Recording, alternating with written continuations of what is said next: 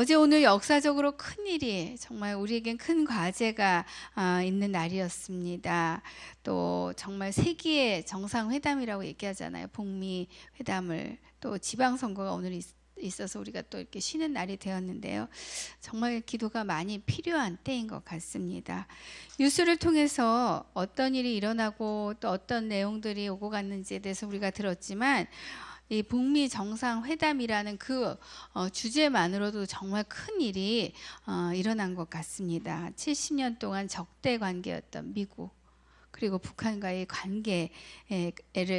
그 관계가 평화 협상을 하겠다고 만난 것입니다. 처음 저는 이제 어제 교회에 있었으니까 나중에 그 보도된 걸 봤는데 처음 타이틀이 12초간의 악수 이렇게 나오더라고요. 정말 짧은 시간의 악수이지만 그것이 의미하는 것은 굉장히 컸던 것 같아요. 원수처럼 여겼던 북한과 미국의 그 정상이 만나서 대화를 했다는 것입니다. 우리는 우리의 자녀들에게 정말 평화로운 나라, 하나님의 주권과 통치와 보호하심이 있는 그 나라를 우리 자녀들에게 물려주어야 되잖아요. 이런 남북 회담과 북미 정상 회담이 이루어지는 것을 보면서 정말 그런 일들이 우리 자녀들에게 있겠구나 하는 생각을 해서 소망이 생겼습니다. 그래서 우리 자녀들이 이 나라를 통해서 정말 열방 가운데 주의 복음을 전하는 그런 나라로 세워갈 수 있도록 우리가 그 믿음의 계승을 이루어 가야 할 줄 믿습니다. 그래서 기도해야 하고 또 그래서 주의 공의를 맞서서 우리가 싸워야 할 줄 믿습니다. 아멘. 그런데 요즘 보면 여러 가지 이슈들이 참 많이 올라오고 있습니다. 뭐 낙태법을 폐지하느냐, 유지하느냐, 무엇을 찬성하느냐 이런 내용들이 올라오고 있지요. 사실은 명분도 찾을 수 없는 그런 내용인데도 불구하고 그것을 의견을 묻고 있는 것을 보면서 참 이 시대의 모습을 볼 수 있는 것 같아요. 또 동성애가 죄라고 여기지 않는 사회, 그러한 사회를 조장하고 있는 이러한 시대가 되었습니다. 하나님의 창조 질서를 무너뜨린 악한 그러한 괴계들이 무너져야 할 줄 믿습니다. 우리는 그러한 상황들을 보고 정말 실체가 무엇인지를 볼 수 있는 그러한 눈이 저와 여러분에게 열리기를 바랍니다. 이 나라는 바로 주님의 나라인 것입니다. 주님이 이 땅 가운데 생명의 씨를 심으셨고 또 주의 비전을 두셨습니다. 그 촛대가 옮겨지지 않도록 주의 나라를 세워서 정말 주님의 오실 그 길을 준비하는 나라가 되기를 소원합니다. 삶을 예배로 드리며 지난주 한 주도 사셨을 텐데 우리 로마서 12장 1절 말씀 한번 보여주세요. 그러므로 형제들이여 내가 하나님의 자비하심으로 여러분에게 권합니다. 여러분의 몸을 하나님께서 기뻐하시는 거룩한 산 제물로 드리십시오. 이것이 여러분이 드릴 영적 예배입니다. 영적 예배에 대해서 지난주부터 나누고 있습니다. 삶의 변화, 우리 삶에는 변화가 있어야 되죠. 주님께서 원하신 그 새로운 변화가 우리 가운데 있어야 합니다. 그러나 이러한 삶의 변화는 우리가 주님 앞에 산 제물로 드려질 때, 우리의 몸과 마음이 드려질 때 이룰 수 있는 것입니다. 오늘 본문 안에서는 교회 안에서 어떻게 해야 하는지 또 교회 밖의 사람들과 어떻게 해야 하는지에 대해서 나누어주고 있습니다. 크게 9절부터 우리가 21절 본문을 읽었는데 9절부터 16절까지에서는 이 교회 안에 공동체 안에서 정말 그 공동체 관계 가운데 어떻게 해야 하는지, 또 17절에서 21절에서는 믿지 않는 이 세상의 사람들과 우린 같이 살고 있잖아요. 사람들과 관계에서 어떻게 해야 하는지 마치 십계명처럼 아주 구체적으로 말씀을 전해주시고 있습니다. 우리 9절 말씀 같이 한번 읽겠습니다. 사랑에는 거짓이 없어야 합니다. 악한 것을 미워하고 선한 것을 붙드십시오. 사랑에는 거짓이 없어야 합니다. 악한 것을 미워하고 선한 것을 붙드십시오. 이 첫 번째 얘기하고 있는 이 9절의 말씀 안에 세 가지를 얘기하고 있습니다. 거짓 없는 사랑과 또 악을 미워하고 선한 것을 붙들라는 것입니다. 사랑에 어떻게 거짓이 있을 수 있겠습니까? 하나님이 우리에게 주신 사랑은 바로 하나님 자신의 생명을 우리에게 내어주신 사랑인 것입니다. 말로만 하지 않으시고 하나님께서는 우리 가운데 오셨습니다. 우리 가운데 오셔서 정말 그 사랑을 보여주셨죠. 우리가 보통 사랑을 얘기할 때 사랑은 명사가 아니라 동사라는 얘기를 하잖아요. 이건 무엇입니까? 진짜 사랑은 감정으로만 그치는 것이 아니라 그 사랑에는 분명한 행동이 나타나야 한다는 것이죠. 그래서 선한 행위가 사랑의 필요 충분 조건이 아니라 사랑한다면 선한 행위는 당연히 따라온다는 것입니다. 그러나 선한 행위는 있지만 그것이 사랑이 아닐 수 있지요. 제가 얼마 전에 모 드라마를 봤는데 속으로 그런 생각하실 것 같아요. 아니, 드라마 보실 시간도 있으신가? 드라마의 한 장면에 그런 내용이 지나갔어요. 한 판사가 이제 정기적으로 이 구하원을 방문합니다. 구하원을 방문해서 후원을 하고 아이들을 만나줘요. 아이들을 만나면서 아주 기뻐하는 모습이 나오죠. 그리고 사랑한다고 아이들한테 얘기를 합니다. 그런데 그 안에 실제적인 모습은 다른 모습이라는 것이죠.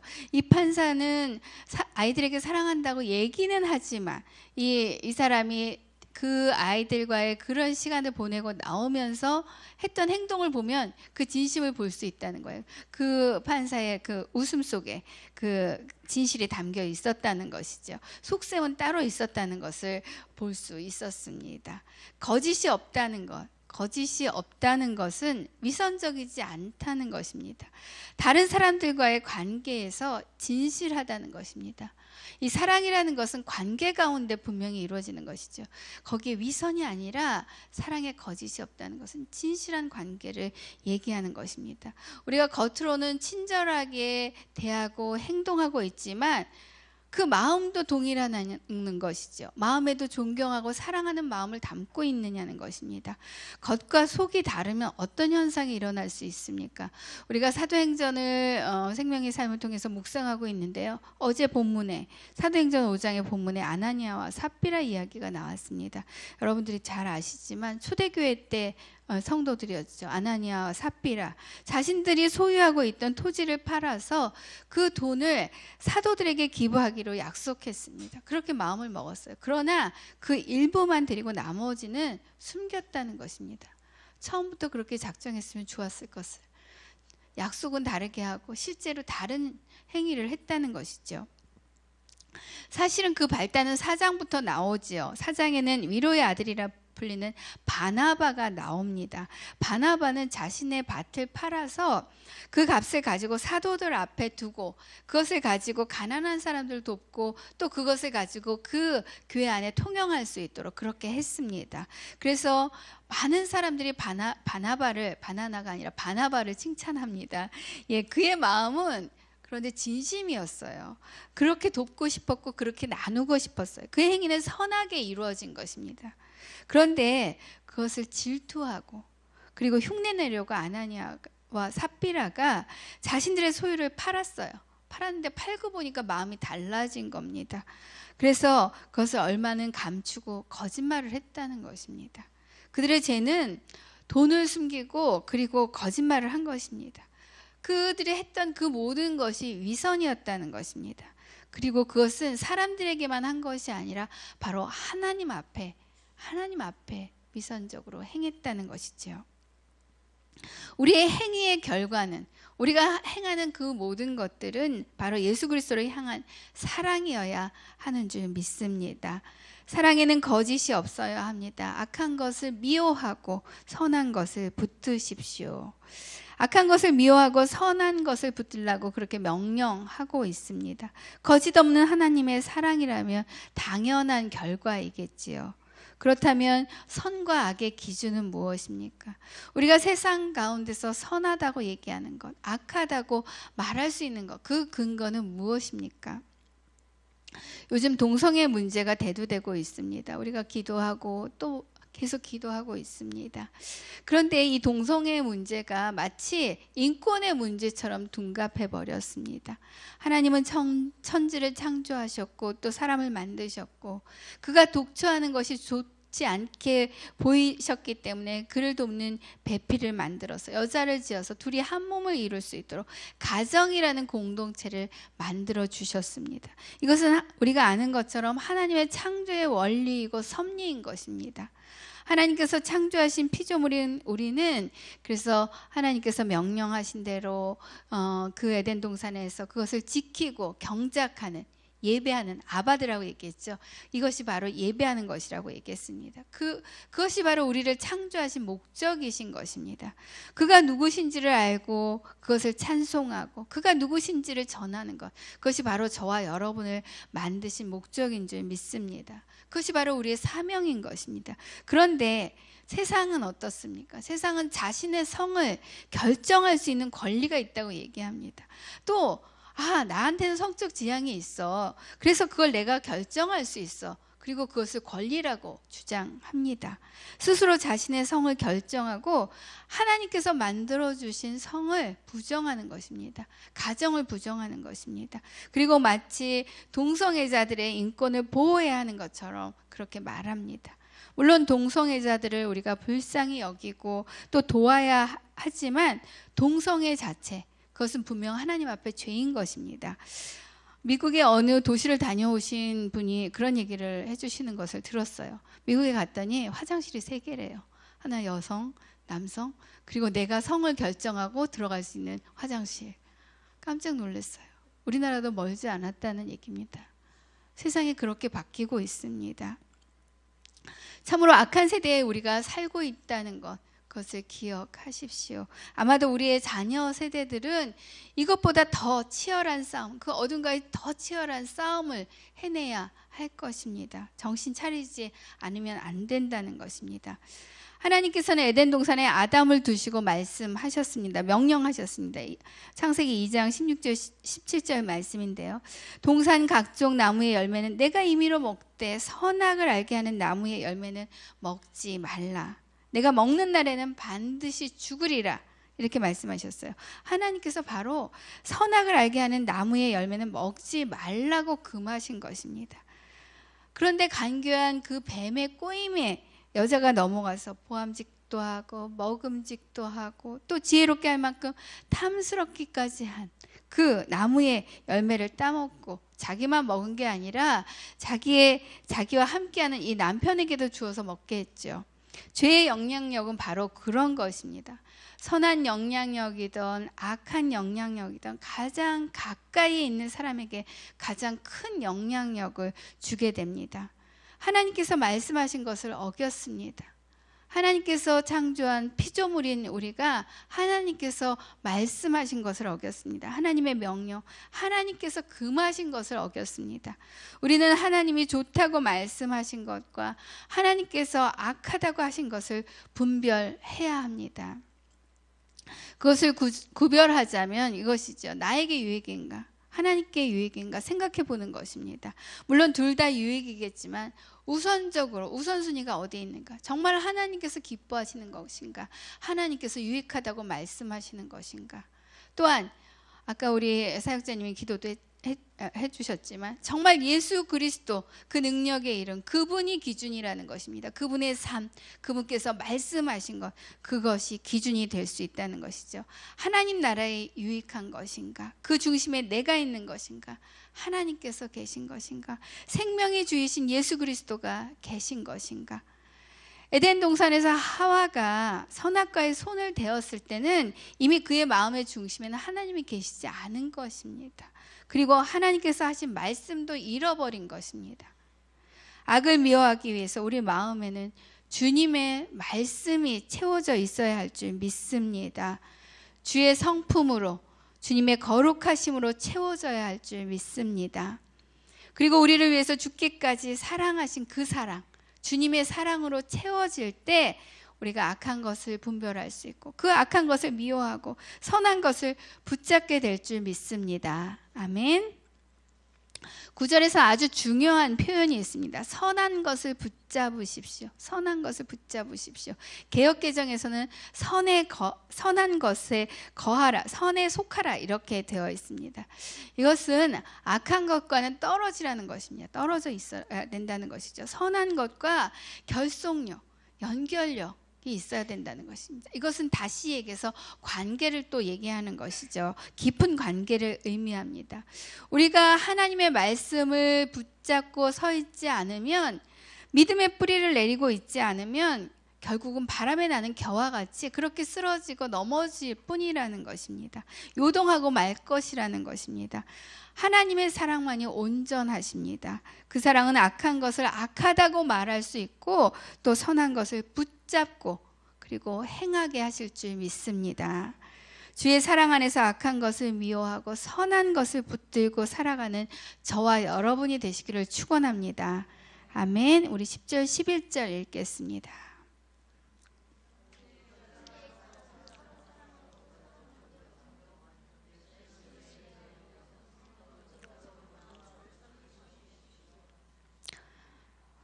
10절 11절의 말씀 안에서는 공동체, 이제 계속해서 이제 공동체 안에서 우리가 실천해야 할 권면을 나누어 줍니다. 오늘 본문은 사실 그냥 우리가 읽으면 다 동의하는 내용들이에요. 어렵지 않아요. 그러나 거기서 그치는 것이 아니라 우리의 생각이 마음으로 또 우리의 행위를 바꿔야 한다는 것이죠. 그래서 10절 11절을 통해서 얘기하는 것은 뭐냐면 형제 사랑으로 사랑하고 존경하고 성령으로 주를 섬기라는 것입니다. 형제 사랑으로 행할 수 있는 공동체는 바로 주님이 머리가 되신, 주님이 머리가 되시는 이 신앙 공동체밖에 없습니다. 세상은 각자의 유익을 위해서 모이고 또 흩어집니다. 자신들의 유익이 있는지 없는지를 저울질한다는 것입니다. 그러나 그리스도 안에서 함께 가는 공동체는 주님이 우리에게 보여주신 그 사랑으로 사랑하고 또 존경하고 주를 섬기는 것입니다. 물론 처음부터 잘 되지는 않죠. 그것 때문에 우리가 씨름하고 넘어지지만 그러나 다시 주님께 돌아가잖아요. 주님의 그 사랑으로 돌아가잖아요. 주님께서 말씀하셨기 때문에. 그래서 그 사랑으로 살기로 결단하고 또 그렇게 살아내려고 애쓰는 것이죠. 그런데 또 한 가지 더 중요한 것은 오늘 본문에서 먼저 존경하라고 얘기하고 있습니다. 주님은 어떠셨습니까? 우리가 죄인 되었을 때 주님은 우리를 먼저 사랑하셨습니다. 상대방이 나한테 이만큼 해주니까 또 그 사람의 지위나 성품이 아니라 주 안에서 우리는 형제이기 때문에, 주 안에서 그리스도 안에서 우리는 한 몸이기 때문에 먼저 존경하라고 말씀하고 있습니다. 사실 다른 사람을 존경하는 마음은 우리 안에 그저 생기는 것이 아닙니다. 겸손의 덕목이 있어야만 가능하다는 것입니다. 그것은 무엇입니까? 나를 낮게 여기는 것. 나를 다른 사람보다 낮게 여기는 것이 아니라 낮게 여기는 것. 내가 다른 사람보다 정말 부족하다고 그렇게 여기는 것을 얘기하는 것이지요. 내가 잘났다고 여기면 결코 존경하는 마음을 가질 수 없습니다. 이것은 그 어떠함에 상관없이, 어떤 조건에도 상관없이 우리가 그리스도 안에서 한 지체이기 때문에, 한 가족이기 때문에, 한 공동체이기 때문에, 그리고 주님께서 그렇게 사셨기 때문에, 주님께서 사시고 우리에게 보여주셨기 때문에 가능한 것입니다. 우리가 오직 주님의 은혜로 구원받은 자라는 것을 기억한다면 가능할 것입니다. 먼저 다가가고, 먼저 용서하고, 먼저 사랑하고, 그리고 먼저 존경할 수 있는 저와 여러분이 되시기를 축원합니다. 아멘. 우리 11절에서도 세 가지를 말하고 있어요. 우리가 같이 읽었는데 여기에 보면 열심을 내서 일하고 성령으로 뜨거워진 마음으로 주를 섬기십시오. 열심을 내서 일하고 성령으로 뜨거워진 마음으로 주를 섬기십시오. 주님을 위해서 일하지 않는 것은 게으른 것입니다. 우리는 다 주님을 위해서 일을 해야 하지요. 주의 일에 열심을 내야 합니다. 여기서 열심을 낸다는 것은 성령 충만함으로 하는 것을 말합니다. 마치 제철소에 가서 보면 철을 달구죠. 아주 철이 잘 달궈지면 뜨거워지고 붉은색을 띱니다. 이렇게 쇠를 달구듯이 뜨거워진 그 마음으로 주를 섬기라는 것입니다. 그런데 성령 충만은 사실 우리는 늘 성령 충만하기를 구하고 성령 충만하고 싶잖아요. 그러나 우리의 의지만으로 가능한 것이 아닙니다. 우리는 주님께 성령의 충만함을 구하고 성령 충만할 수 있도록 먼저 준비되어야 하는 것이지요. 말씀과 기도로, 말씀과 기도로, 말씀과 기도로 성령 충만을 입을 수 있도록 준비해야 하는 것입니다. 성령 충만을 입을 때 마땅히 우리 안에서 주의 성품이 나올 줄 믿습니다. 성령 충만함으로 온 마음과 뜻과 정성을 다해서 주님만을 섬기는 저와 여러분이 되시기를 축원합니다. 아멘. 우리 12절 13절 읽겠습니다.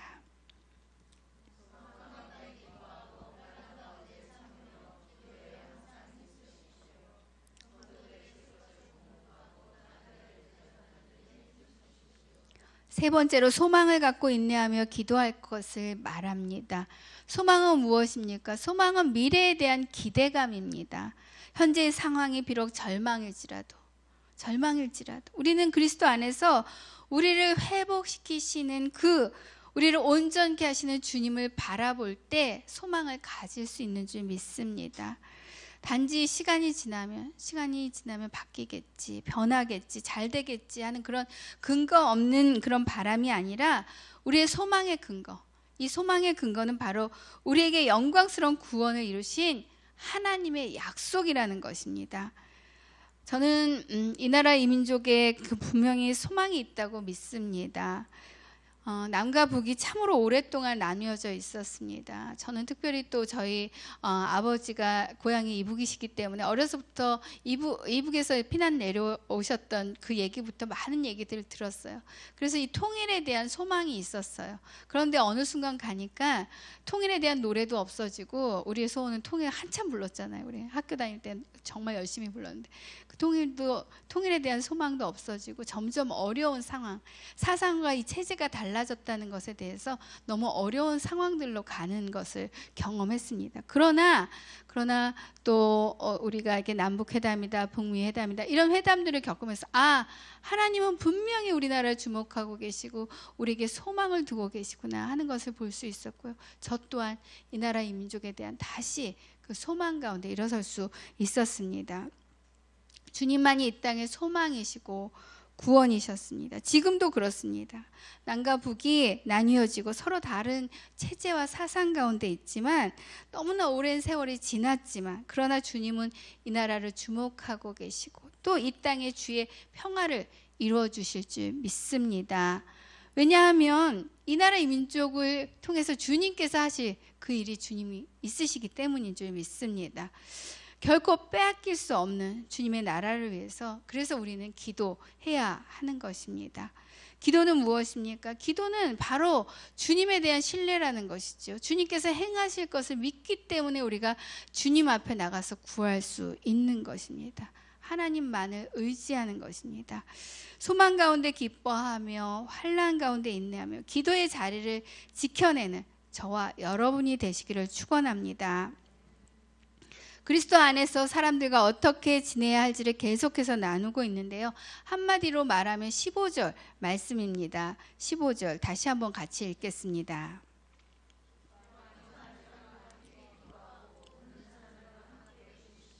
기뻐하는 사람들과 함께 기뻐하고 우는 사람들과 함께 우십시오. 우리 교회 표이기도 했었죠. 마치 사도행전 교회가 서로의 쓸 것을 통용했던 것처럼 물질은 공급하고 나그네를 대접하는 일에 애쓰라는 것과 함께 항상 같이 기뻐하고 우는 사람과 함께 울라는 것입니다. 당시에는 손님 접대를 통해서 이 나눔과 또 섬김이 그렇게 이루어졌는데요. 먹을 것뿐만 아니라 잠도 잘 수 있도록 그렇게 도움을 주었습니다. 그래서 이런 문화들이 지금도 이제 중동이나 이런 나라들에 가면 전혀 모르는 사람이 찾아와도 음식을 대접하고 또 잠을 잘 수 있도록 제공하고 이런 문화들이 남아 있지요. 이것은 바로 우리가 하나님께 받은 것을 나누는 것입니다. 물질을 나눌 수 있는 것은 물질에 대한 권리가 나에게 있다는 것이 아니라 주님께 있다는 것을 고백하는 것입니다. 그래서 나는 그것에 대한 청지기로서 주님의 그 뜻을 감당하는 자라는 그런 고백인 줄 믿습니다. 그런데요, 우는 사람과 함께 우는 것도 쉽지 않지만 사실 기뻐하는 사람과 함께 기뻐하는 것, 그것이 항상 쉬운 것은 아닌 것 같습니다. 우리나라 말에 그런 말 있잖아요. 사촌의 땅에 살면 배가 아프다, 뭐 이런 말이 있는 것처럼 우리 아들이 밤새서 정말 열심히 공부했는데 늘 2등이야. 그럼 그 1등 한 아이가 항상 이쁠까요? 우리의 마음은 항상 그런 마음만 들지는 않을 것 같습니다. 서로가 경쟁 상대가 아니라, 서로가 비교 상대가 아니라, 우리가 주님 안에 있다는 것은 우리가 한 몸이고 지체라는 것입니다. 마치 나의 일처럼 기뻐하고, 또 마치 나의 일처럼 아파하고 위로할 때, 그럴 때 공동체가 함께 갈 수 있는 줄 믿습니다. 아멘. 16절 같이 한번 읽겠습니다.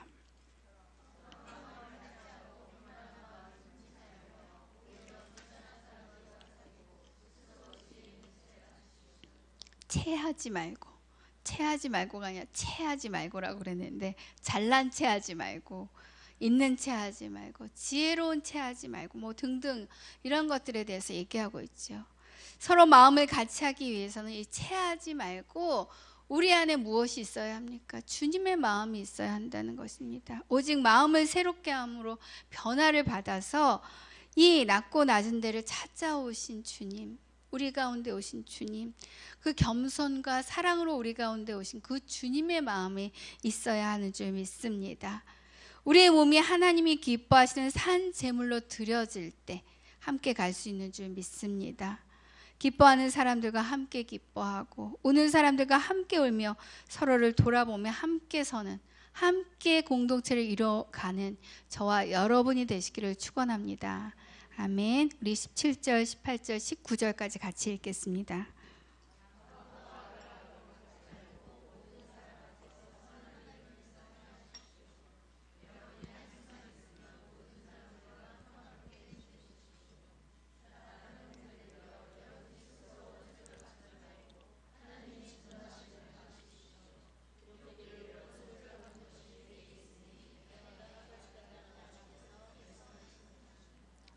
공동체의 담을 넘어서 이제 세상과의 그 관계에서 어떻게 해야 할지를 말하고 있습니다. 한마디로 이 부분에 대한 것 제목을 붙인다면 원수 사랑입니다.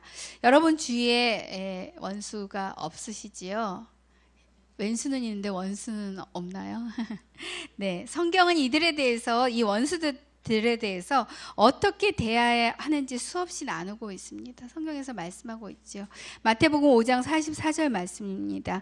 너희 원수를 사랑하며 너희를 박해하는 자를 위하여 기도하라. 원수를 갚지 말고 그들을 위해서 기도하라고 말씀하시고 계십니다. 박해하는 자, 핍박하는 자를 위해서 기도하라는 것은 사실 우리에게는 너무나 많은 인내의 시간이 필요합니다. 우리 안에 이 들볶아지는 마음들을 다스려야 하잖아요. 핍박하는 자를 위해서 기도하는 것 정말 어려운 일입니다. 핍박하는 자를 위해서 기도하고 원수를 사랑하는 것 정말 우리의 힘으로는 불가능한 일이죠. 그러나 오직 성령님이 임하시면, 성령이 임하면 오직 성령의 능력으로 가능할 줄 믿습니다. 또한 스스로 원수를 갚지 말고 하나님의 진노하심에 맡기고 우리의 할 일은 20절이죠. 내 원수가 굶주려 있으면 먹이고 목말라 하면 마실 것을 주어라. 이로써 내가 그의 머리 위에 숯불을 쌓을 것이라. 원수가 앞에 있다면 정말 수단 방법을 가리지 않고 혼쭐을 내고 싶은데, 그 원수를 갚아버리고 싶은데 그것은 우리의 권리가 아니라고 말씀하고 있습니다. 하나님의 권리라는 것입니다. 하나님께서 너를 위해서 행하시겠다고 말씀하고 계신 것입니다. 하나님께 맡기라는 것입니다. 그런데 문제는 지금 읽은 20절이죠. 맡기는 것까지는 어떻게 해보겠는데, 원수는 상대하기도 싫은데 굶주려 있으면 먹이고 목말라 하면 마실 것을 주라는 것입니다. 참으로 우리의 그냥 생각으로는, 우리의 보통의 생각으로는, 우리의 상식으로는 이렇게 행할 수 없는 것이죠. 그러나 그렇게 할 때, 너희가 그렇게 할 때, 너희가 주님 때문에 그렇게 할 때 원수들은 부끄러움을 당할 것이다. 더 나아가 마음의 변화가 일어나 잘못을 깨닫고 돌아올 수 있을 것이라고 그렇게 말하고 있습니다. 주님이 원수 되었던 우리를 사랑하심을 기억하며, 주님께서 우리를 사랑해 주셨잖아요. 원수된 우리를 사랑하심을 기억하며 그 은혜로 나가는 저와 여러분이 되시기를 축원합니다. 아멘. 어떻게 너희가 원수를 선대할 수 있느냐고. 너희가 어떻게 원수를 선대할 수 있느냐고. 어떻게 너희가 원수를 사랑할 수 있느냐고. 여전히 세상은, 여전히 사단은 우리를 속삭일 것입니다. 우리 문 앞에 와서 우리를 넘어뜨리려고 그렇게 속삭일 것입니다. 그러나 악에게 지지 말고 선으로 악을 이기십시오. 말씀하고 있죠. 주의 선하심과 온전하심을 깨닫고 악에게 지지 말고 산 제물이 되어서 주의 선하심을, 주의 사랑하심을 우리의 삶 가운데 드러내며 살아내는 영적인 그 예배를 드리며 살아가는 저와 여러분이 되시기를 축원합니다. 아멘. 오늘 우리에게 주신 말씀을 잠깐 우리가 묵상하며, 먼저 조용히 묵상하며 잠깐 동안 다시 한번 우리 마음에 가장 와닿는 말씀이 무엇인지 한번 그 말씀을 붙잡고 나가기 원합니다. 이 시간 반주해 주시고요. 잠잠히 먼저 오늘 주셨던 말씀들을 기억하기 원합니다.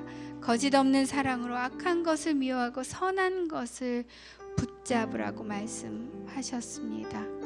형제의 사랑으로 서로 사랑하고 서로 먼저 존경하라고 말씀하셨습니다. 성령으로 뜨거워진 마음으로 주를 섬기라고 말씀하십니다. 소망 가운데 기뻐하고 환난 가운데 참으며 기도를 항상 힘쓰라고 말씀하십니다.